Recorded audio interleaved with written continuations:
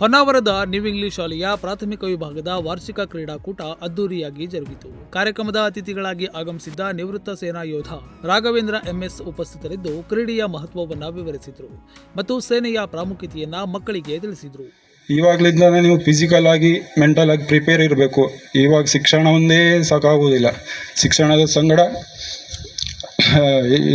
Sports ಆಗಲಿ, ಇಂಡೋರೆನ್ಸ್ games ಯಾವುದೇ ರೀತಿ ಇದರ ಚಟುವಟಿಕೆಗಳಲ್ಲಿ ನೀವು ಭಾಗವಹಿಸಬೇಕು, ಪಾರ್ಟಿಸಿಪೇಟ್ ಮಾಡಬೇಕು. ಯಾವುದೇ ಆಟ ಆಡುವುದರಿಂದ ನಿಮ್ಮ ಮಾನಸಿಕವಾಗಿ ದೈಹಿಕವಾಗಿ ಸುಸ್ಥಿರವಾಗಿರ್ತೀರ.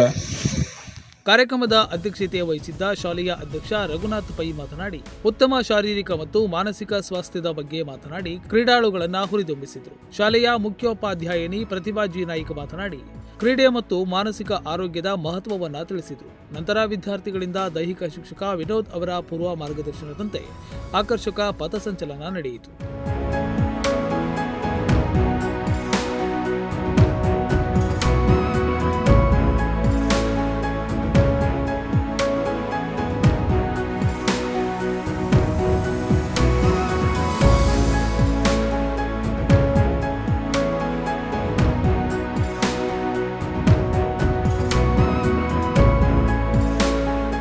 ಕಾರ್ಯಕ್ರಮದಲ್ಲಿ ಶಾಲೆಯ ಸಹ ಶಿಕ್ಷಕರು ಹಾಗೂ ಶಾಲಾ ಸಿಬ್ಬಂದಿಗಳು, ಪಾಲಕರು ಉಪಸ್ಥಿತರಿದ್ದರು.